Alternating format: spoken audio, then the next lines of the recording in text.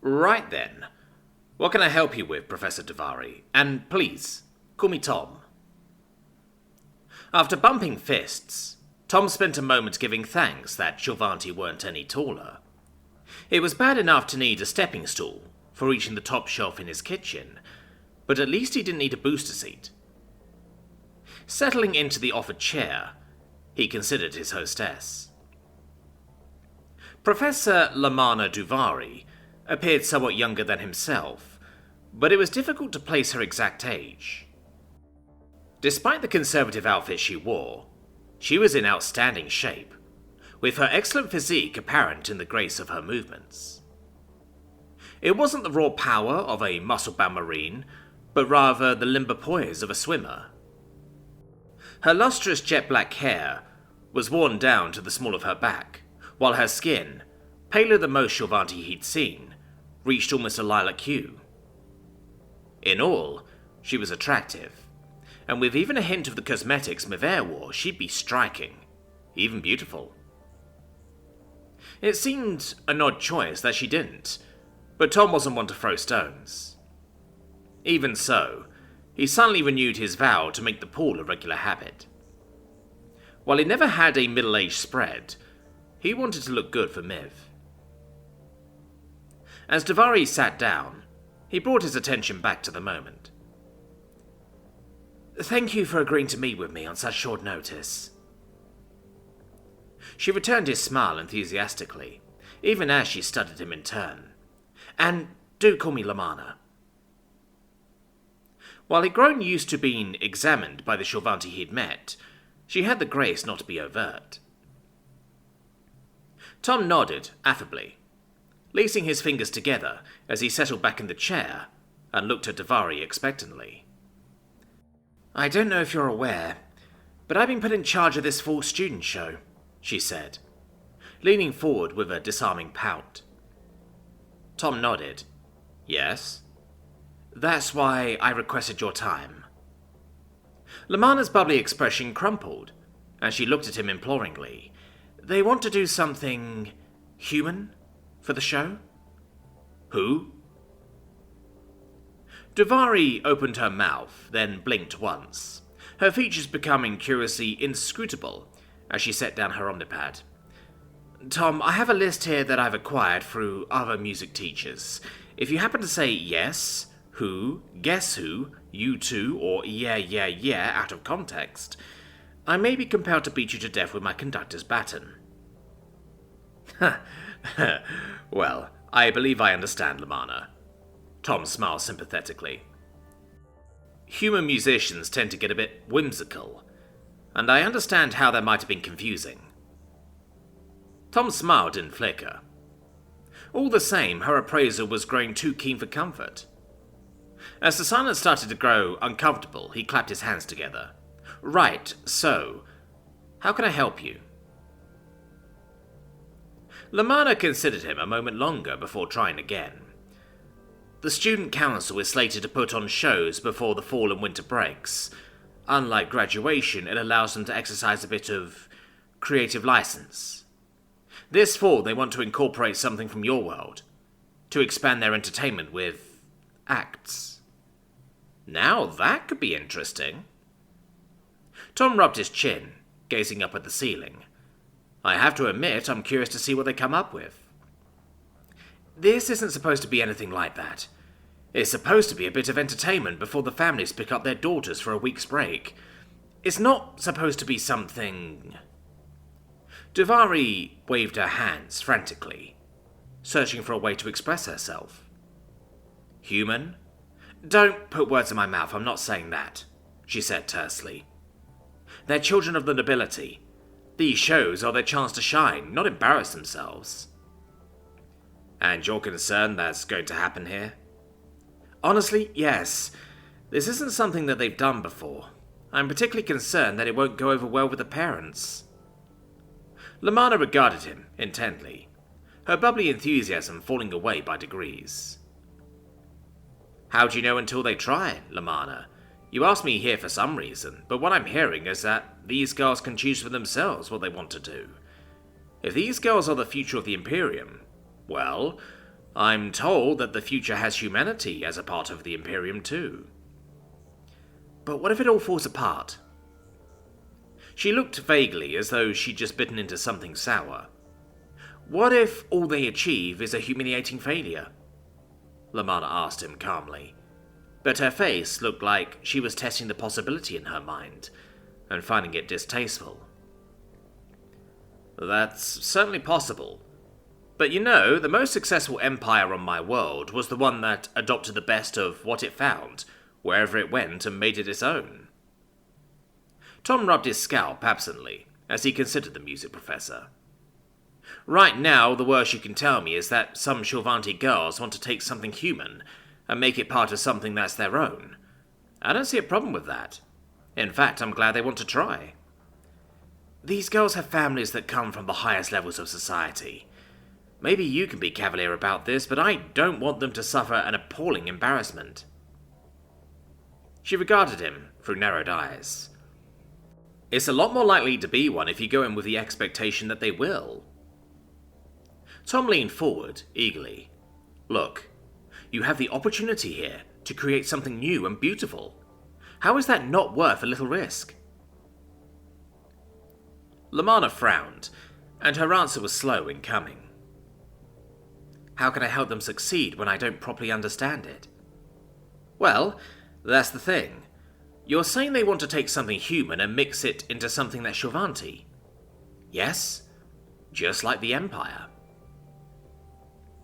Lamanna's voice grew cooler as she canted her head back, briefly arching one brow. I can see how you might look at it that way. After all, that's why I asked to speak with you. While I understand what they're proposing in a literal sense, I don't understand how it's supposed to work. I need that if I'm to help them bring this performance together. I could just give you some of the shows, but it sounds like you're more concerned about their context. Tom sat back and thought about it for a moment. It may sound like a tired cliché, but this reminds me of a story. One that I'm sure you're going to tell me, she said neutrally, arching her left eyebrow. As a matter of fact, I am. It's the story of a man named Na-In. He was a Zen master about 100 years ago. One day, a university professor came to ask him about Zen. Just two teachers sitting down, like you and I are now, and Na-In served tea. He poured his visitor's cup full, and then kept right on pouring. The professor watched the tea overflowing, until he couldn't help himself and he burst out saying, "It's over full. No more will go in." Tom paused for a moment. Na-In said, "You're full of your own ideas.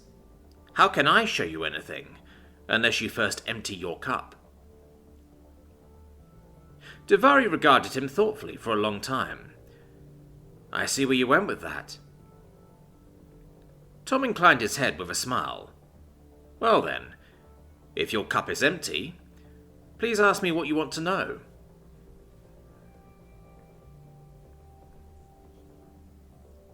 Mevere kicked back on her couch, pondering the way she skipped out on lunch with Tom.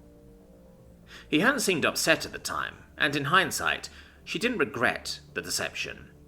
It was a personal matter for her, but it would have to become a personal matter between them too. After thinking about it half the afternoon, she was resolved. She'd take Tom out during the coming shell and get it all out in the open. If she set things up right, then at least he'd have to talk to her. Her Omnipad pinged, and she reached over to pick it up. Maybe that was Tom, and she could find out how the lunch had gone. If it had been something awful, she should be able to find some way to apologize, to make it up to him. Text message from Sephir Detain to Mevere Pelavon. Received 1722. Professor, if you have time, I want to ask a question, please. Certainly, Sephir. How can I help? Professor, I wanted to ask about something called a bikini. Professor Warwick said you know about them, and I should ask you. Mevere slowly closed her eyes, Sweet goddess, I swear I'm going to murder him. It's a human swimming suit. Professor Warwick used it as an analogy for humanity. Apparently it's something that gained acceptance over time, as it's quite... Mavere hesitated, as she considered the treacherous garment hidden away in her bedroom. Indecent wasn't entirely true, though it had been shocking, but it could be misinterpreted badly. Insubstantial, scanty, brief, those were the understatements of the year. She sighed and entered revealing and hit send. Thank you. I think the professor slipped when he mentioned they exist and tried to cover. That explains why he didn't want to talk about it with me. There's nothing about them on the datanet. Mavere gave a slight sigh of relief. She was still going to kill him. She entered, "You're welcome," then paused, frowning down at the screen. What do you mean, nothing on the datanet?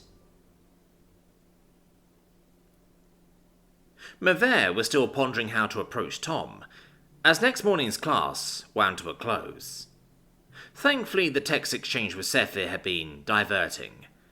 In hindsight, it had proven a welcome relief from chasing her thoughts in circles with her other problem.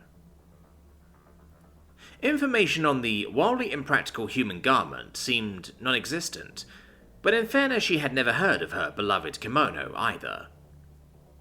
Human videos circulated plentifully enough that some must show the things, particularly certain videos, but if not mentioned by name, then it was probably just another of the many obscure gaps in the data on humanity. She had found more than a few of those already. Arguably, it was even the point of her work. Still, as far as Scifi's question, it was her job to provide the information.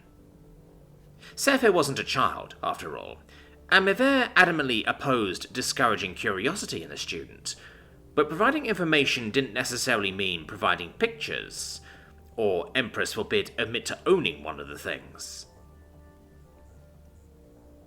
Scifi's request had hardly been the only distraction. While it was uncommon for visitors to audit a class, it wasn't unheard of. That didn't make today's intrusion particularly welcome. Misty had perched in the back row, and while she'd not said a word, the effect on Nesa had been pronounced. It wasn't just that Nesa had been a bit distracted. The poor girl spent the entire class desperately trying not to look over her shoulder, her agitation so evident Mavere hadn't called on her. As for Tom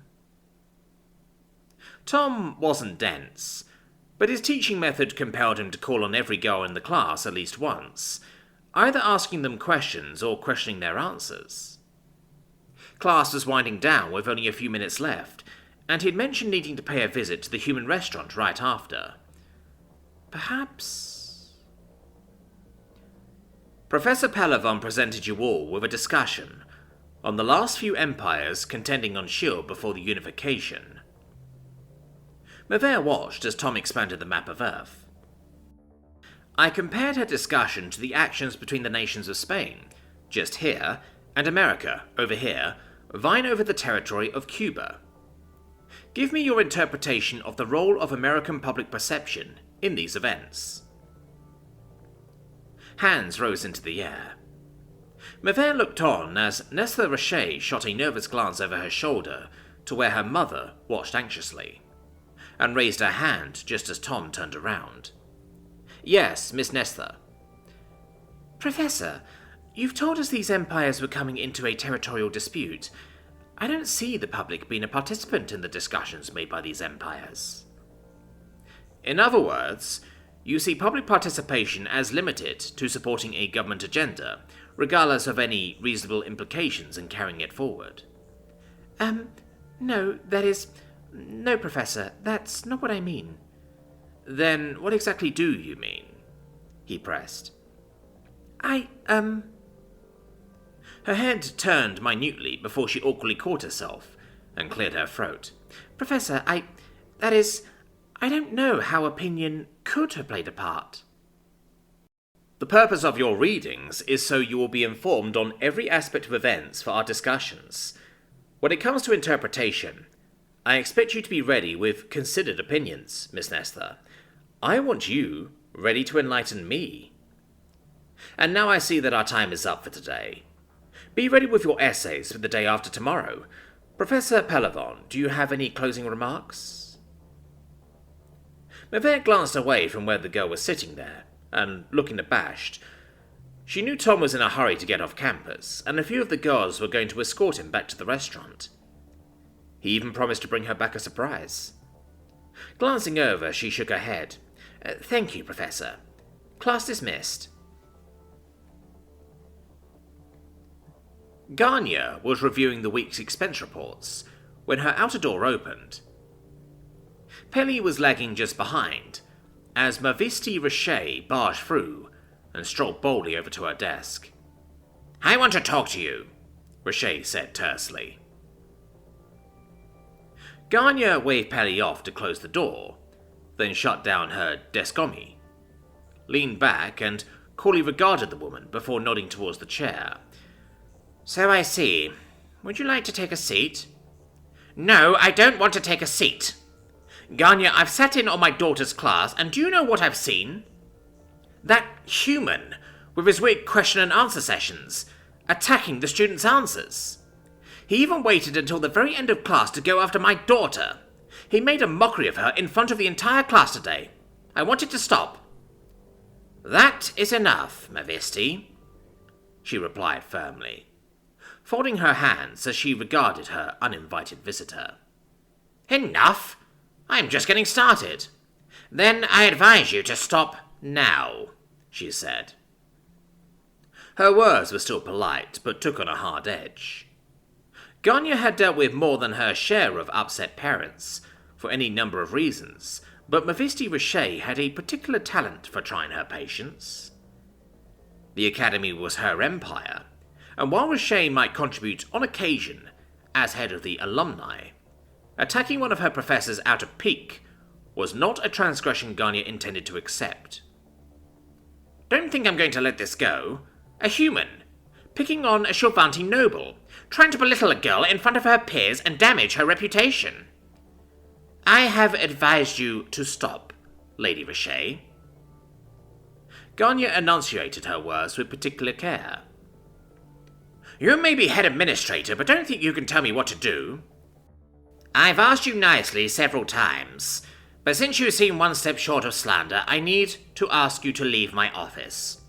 I'm not finished here, protested Richet. You are finished right now. Ganya stood up, palms flat upon her desk, as she glared raw fury at Misty Richet. Ganya had offered the woman a graceful way out 3 times. Her patience had reached its end. So, you want to learn a secret to human cooking, Burdin? Yes, that would be outstanding, yes. The little Shilvanti bounced happily, his hands fluttering in front of his face with delight. Right then. I'm going to teach all 3 of you how to cook fried chicken, with chicken gravy and mashed potatoes. But... Tom held up a finger. Before I do, you're going to send your cooks outside. Burdin looked around suspiciously, as Tom stepped closer and lowered his voice. The secret to fried chicken isn't in the cooking, it's the seasoning you coat it in, and I'm only teaching that to you. Burdin nodded eagerly before turning to the 2 cooks beside him and waved frantically. Out! Out! Foot! Now, Burdin, before I teach you, I need to tell you a little story. Tom paused to watch the 2 order cooks leave before rounding on the little chef. This happened about 70 of your years ago, when my mother was just a little girl. She was living on a little farm in the back hills of Tennessee with my great-great-grandmother, and was desperately ill. In fact, she wasn't expected to live, but a neighbour came over and told her that if she got better, she could have 2 chickens for frying. Tom stepped closer, and Burdin found himself backed against the counter, his glee washed away. Tom's voice turned grave as he leaned down, eye to eye with Burdin. My mother got better, and a few days later, walked right over and asked for her 2 chickens. Burdin nodded rapidly, as relief waged open warfare with anxiety across his features. I want you to understand. Were it not for 2 chickens, I might well not be here. My very existence is all down to the power of my great-great-grandmother's recipe for fried chicken. So, if you mess with this in any way, generations of my ancestors, my nephew, myself, and generations as yet unborn will hunt you down and drag you into the deep with sporks. Sporks? Sporks, Tom nodded gravely. Are we clear? Crystal, wheezed Burdin. Transparent, like glass, vacuum even. Good. Now grab that bag of flour. Nesa, is Professor Pelavon? Mavere knocked again and waited. Somehow, Ganya managed to sequester Nesa's mother long enough to call and hastily explain. For better or worse, Ganya had a long relationship with Misty, and the things she expressed over the call were upsetting. She was about to knock again when the door partly opened, and Nesa cautiously peered out. Professor, I wasn't expecting you. May I please come in? Nesa lingered a moment before stepping back and allowing her inside. The view was upsetting, confirming Ganya's worst suspicions. The girl's eyes were swollen from tears, while the room looked like the centre of a maelstrom, papers and personal effects strewn everywhere. Nesa stood at the centre of the chaos, her head hanging, and her cheeks flushed blue with embarrassment. I'd like to take a seat, if I may. Mavere indicated a chair that was half buried under a sweatshirt and a handful of socks. And then I want you to talk to me about this.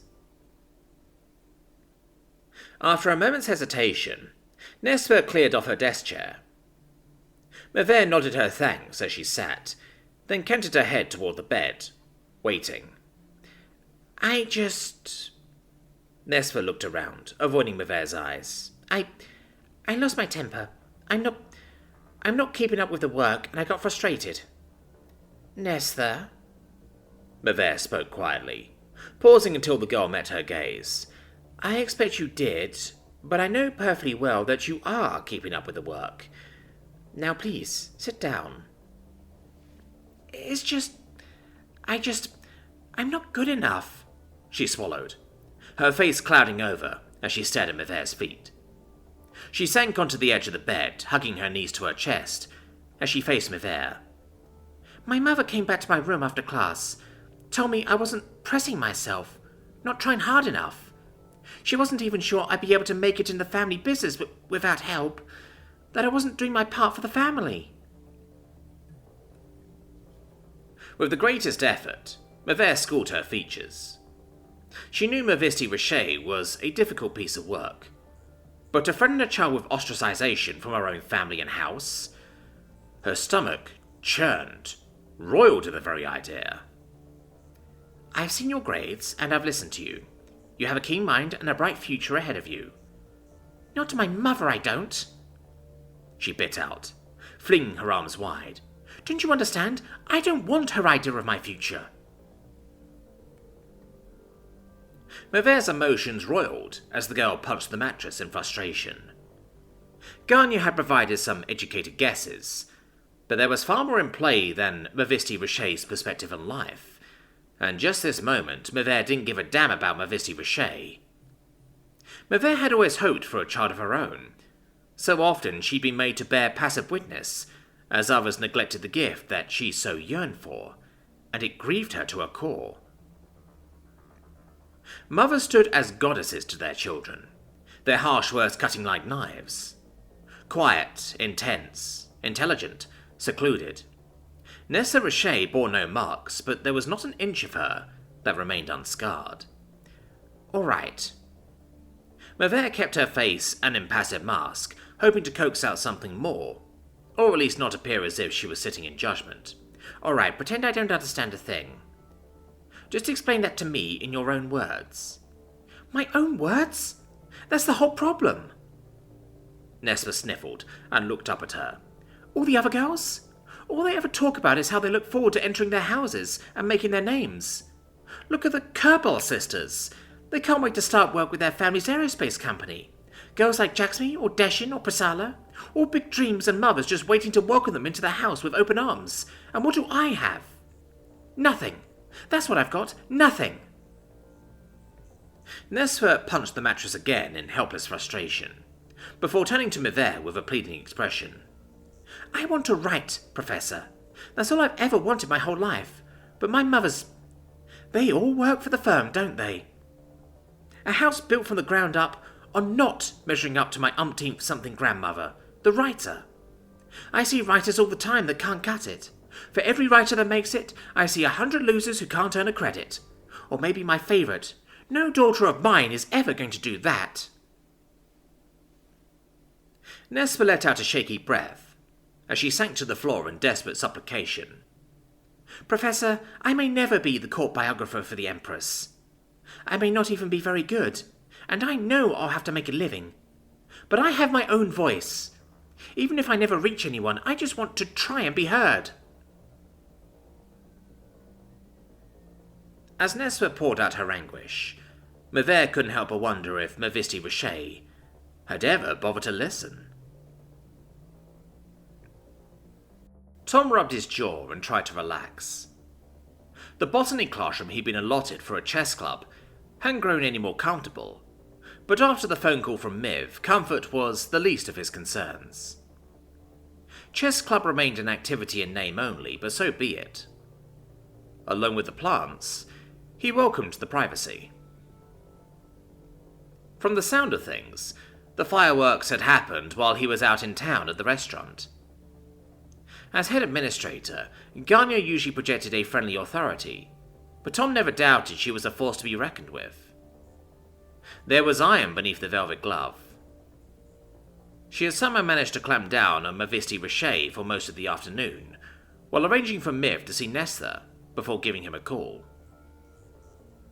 Ganya's trade-off for getting the mother off campus was that she was on her way over to see him. As a parent-teacher conference, it wasn't what he'd had in mind. Pulling two of the hard chairs over to the bay window, he scrunched down as comfortably as he was able, closed his eyes in the sunshine, and waited. He wasn't kept waiting for long. When he heard the outer door, he stood and stretched. A moment or so later, he was rewarded by the appearance of Misty Richey, as she looked about the classroom dismissively before making her way over. The head administrator told me that you'd be here, and that you had something to say to me. Richey moved over to the chair opposite his own. I don't want you to think I'm being difficult. I remember what you did for me the night of preterm, so I'm willing to accept your apology. Tom pursed his lips and gestured to the chair, and for a wonder, Richey took it, a look of smug expectation written across her features. The head administrator is right. I do want to speak with you, but if you think I'm going to make an apology, you're quite mistaken. Richey drew herself up like a gathering storm. He hastily pressed his case to hold her at bay. The head administrator tells me you're in communications, and that you're very good at your work when you're in your element. I didn't walk all the way out here to explain myself to you, she snapped. Communications. Tom leaned forward and came eye to eye with her. When you have two people come together for a talk, what's the worst thing that can happen? I didn't come out here to be questioned by you either, Richey replied tersely. I'm not one of those girls trapped in your classroom. Ganya Sasano says you rose to the top in one of the biggest media firms in the Imperium. Communications. What's the worst thing that can happen when you put two people together on a broadcast? Richey scowled at Tom, but he held her gaze and waited. The seconds ticked past, and she heaved a sigh of exasperation. Violent disagreements. We see that when you put people together from two powerful houses that are hostile to one another. People so opposed that they won't talk at all. It makes recording usable dialogue almost impossible. Tom nodded. And on the other end of the spectrum? Rocher frowned in thought. Close relationships. People with similar... Look, where are you even going with this? Before you can have a productive conversation, you have to agree to the terms. Are you good at the communications business or not? Tom growled in frustration. It had taken him 20 minutes to bail this woman out of her hole on preterm night, and he was starting to regret every one of those minutes. Did you come to talk with me, or just to hear yourself talk? I don't care for your tone of voice. You may think I'm a terrible person, but I'll have you know I'm a good businesswoman. You'd be amazed how often I've found those things go together, Tom said dryly. Close relationships, Lady Rocher. Give me an example.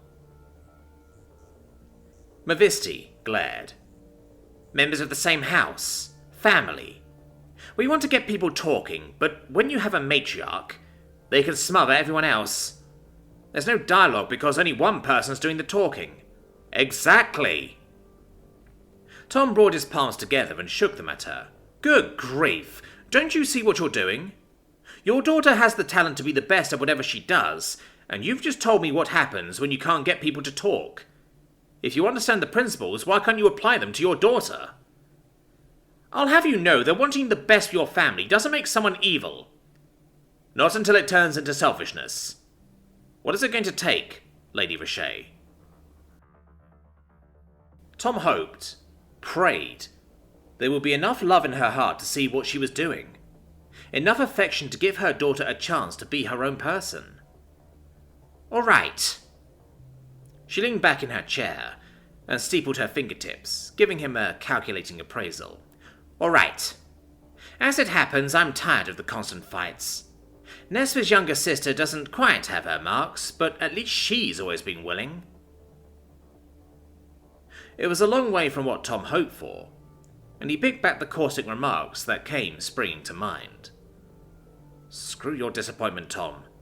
Just take the damn win. It was just as well. Misty Rocher wasn't done. So, Professor, I'll play your game and let Nesa go her own way.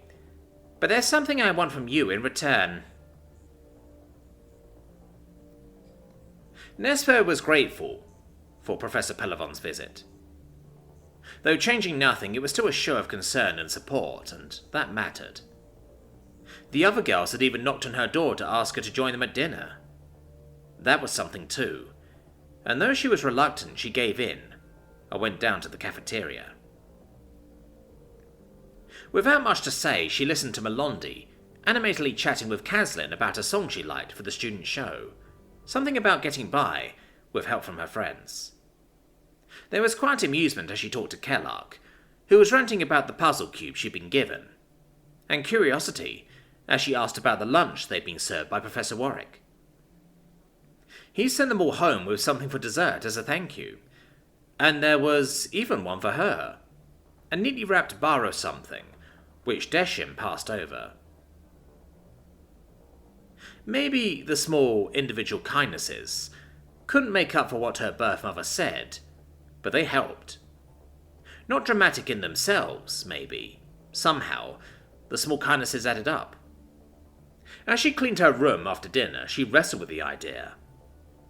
It wasn't right, and maybe it never would be, but maybe the future wouldn't be as bad as she'd feared, because of the people in it.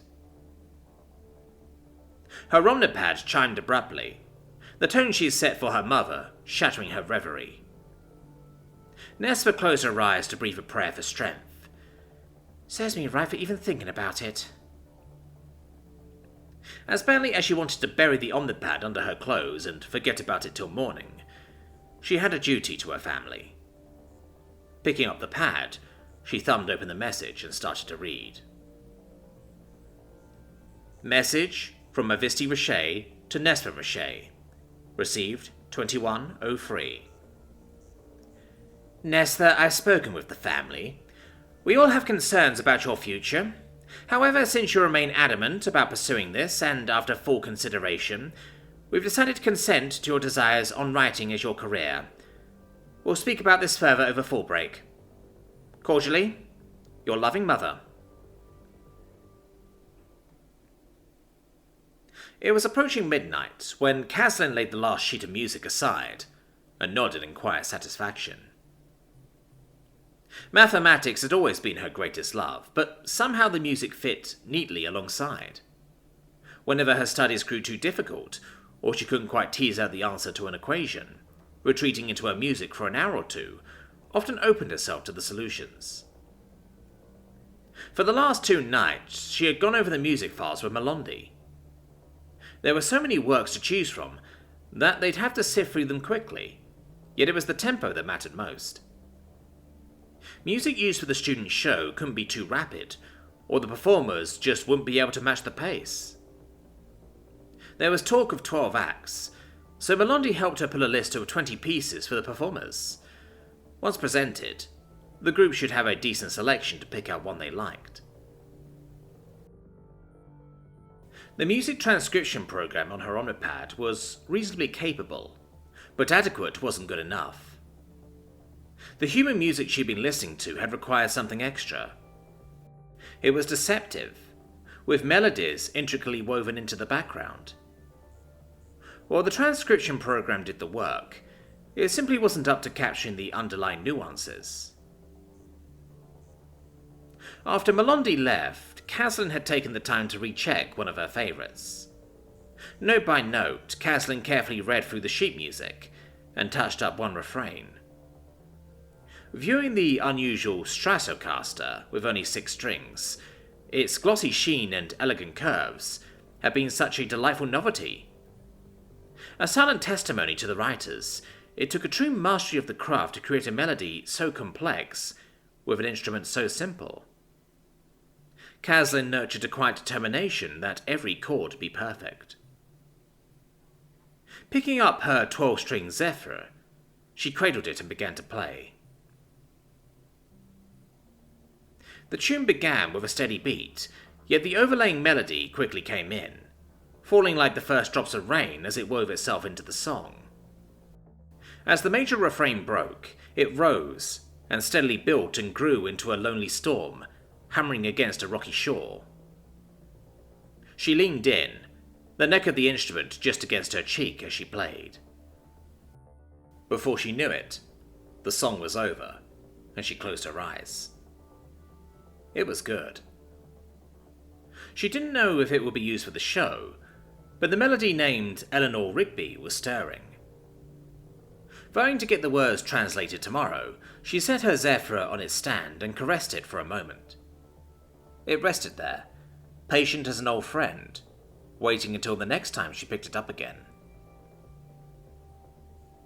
Stripping down to her bedclothes, Caslin reached over to turn out the light when she spotted the dessert. Deshin hadn't known what it was, but she sounded out the name at dinner. A Nutella bar. Since human food was turning out to be such a delight, the girls decided to try them alone in their rooms and compare thoughts over breakfast. But Caslin had gotten so involved with the music she'd forgotten it was there. Reaching over, she peeled back the red and white wrapper, revealing a small dark brown bar. The aroma carried a sharp bitterness with an underlying hint of sweet to it, and it certainly wasn't much to look at. She turned it over in her hands once or twice before shrugging and taking a bite. As it began to dissolve in her mouth, her tongue started to tease out the filling. "Oh, merciful goddess!"